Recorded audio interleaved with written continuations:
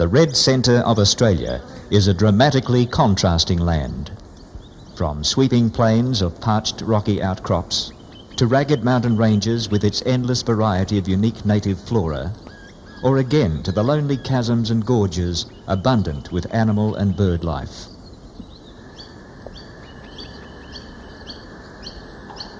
This age-old land, though relatively undisturbed, is not unaltered by time.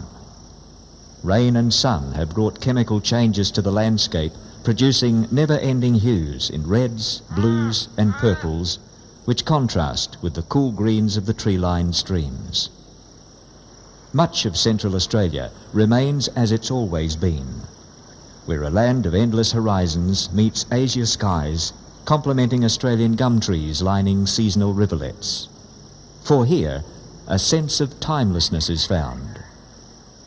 But this sunburnt land is a thirsty one. Indeed, the territory's most precious natural resource is water. Each drop is used to its fullest advantage and sought out by every living thing. Born out of necessity to survive nature's vicious temperaments, the landscape's relentless harshness blossoms and thrives in response to the reviving showers after each torrid, dry season. Because much of the country is barren, Australia's red centre patiently longs for the refreshing rains to restore the supposedly dead heart to a place of exquisite beauty.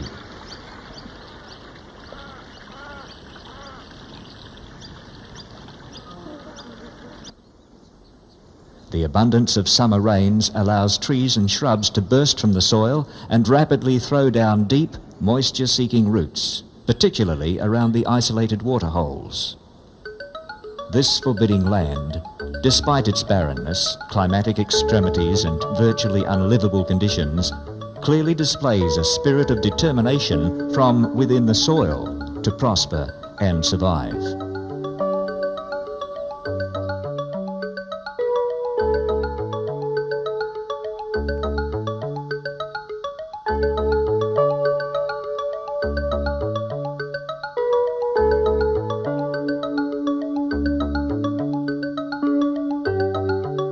Daisies, grevilleas and crotalaria, to name but a few, can be seen in profusion virtually overnight after soaking rains. Held within the dry, red sands for many months, dormant seeds now spring to vibrant new life in response to the much-awaited moisture in a blaze of colour.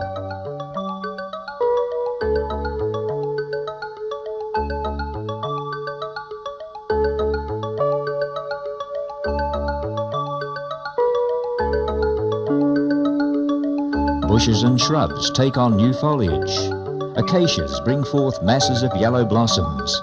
Indeed, the whole country is covered in a mantle of unbelievable beauty.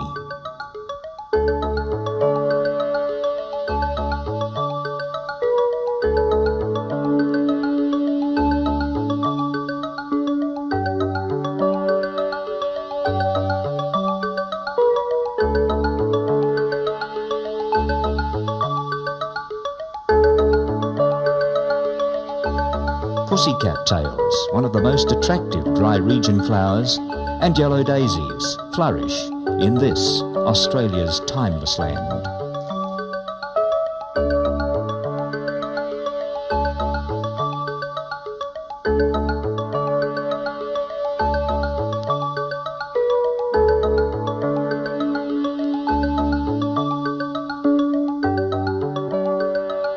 The brilliant floral emblem of the Northern Territory is Sturt's desert rose, and this bright green shrub flowers between June and November each year.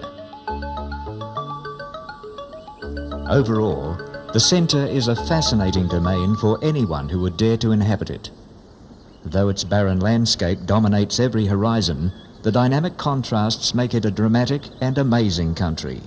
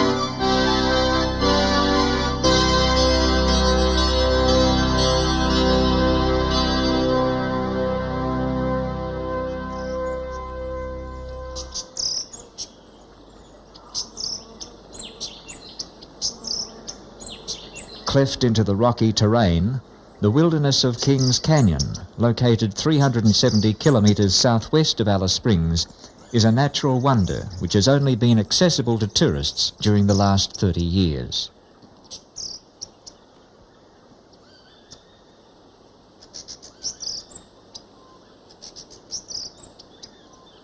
And those with a tenacity and a will to reach the top can climb the stony crevasses to the plateau and witness some of the most breathtaking views which this territory affords. This grand centrepiece along the George Gill Range contains sheer cliff faces, rock pools surrounded by palms, and deep, mysterious caves.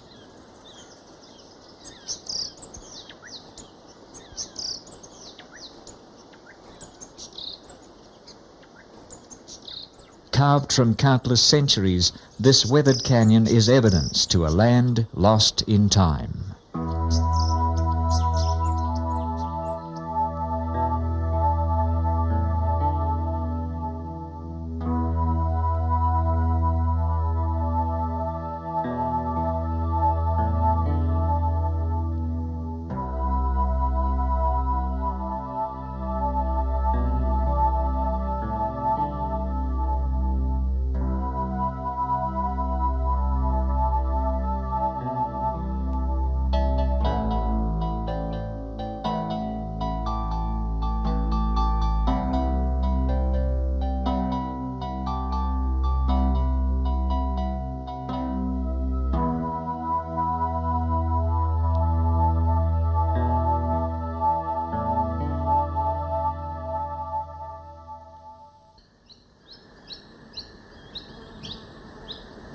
Australia's heart, with its rugged terrain and arid climate, has challenged only the hardiest of wildlife.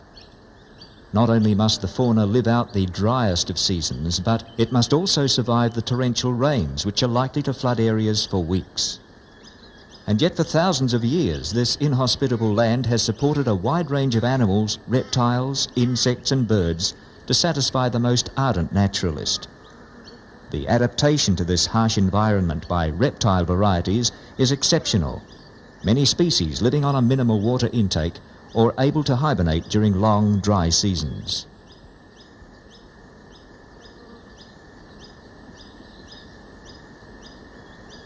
Quite at home in natural surroundings, their existence is due to an awareness, like all other living things, of surviving in this parched climate.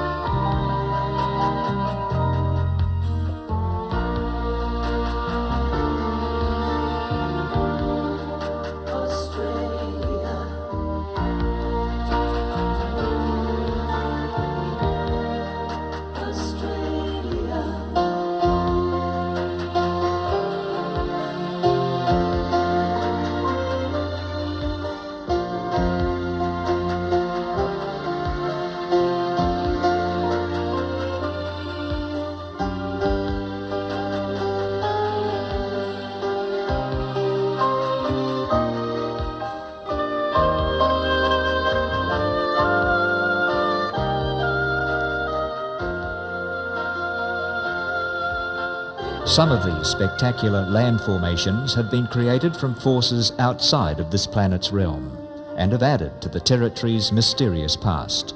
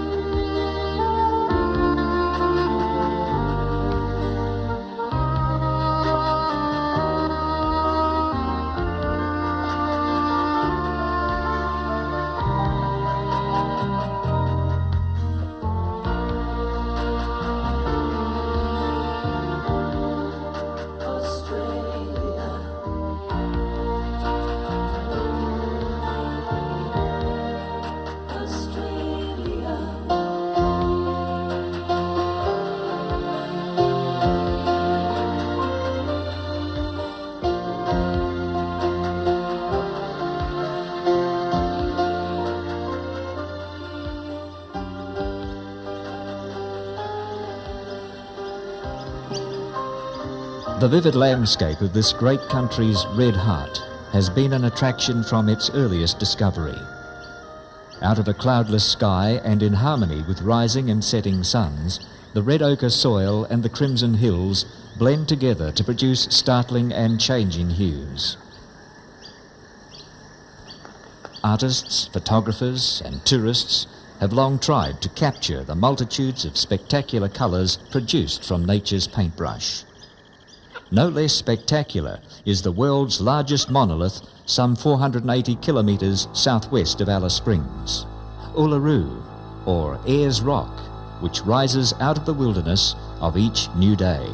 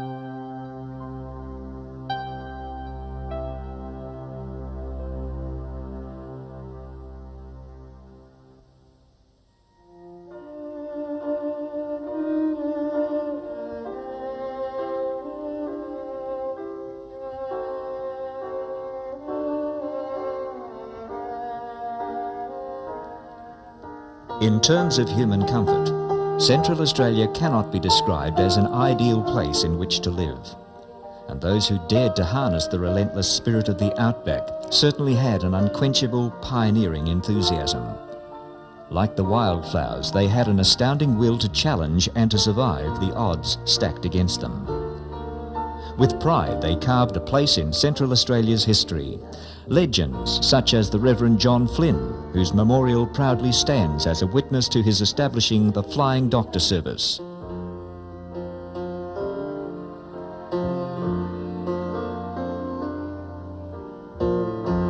Or of prospector Harold Lassiter, whose search for a fabled undiscovered gold reef is world-renowned.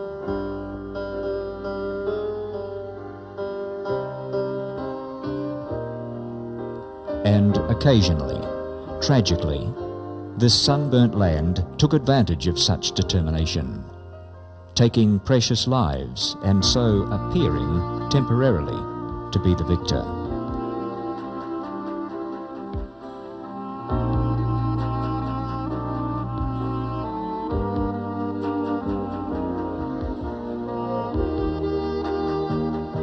However, these dauntless pioneers now live on, in memorial with the wildflowers, as a surety that their nation's foundation is laid upon that same determined spirit. A spirit in creating and developing a land which the Australian people can proudly call our country. I love a sunburned country, a land of sweeping plains, of rugged mountain ranges, of droughts and flooding rains. I love her far horizons, I love her jeweled sea, her beauty and her terror, the white brown land. For me, Australia, for me, Australia, core of my heart, my country, land of the rainbow gold. For flood and fire and famine, she pays us back threefold.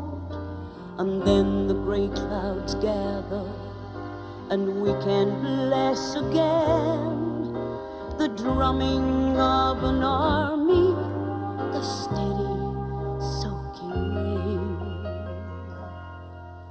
I love a sunburned country, a land of sweeping plains, of rugged mountain ranges, of droughts and flooding rains.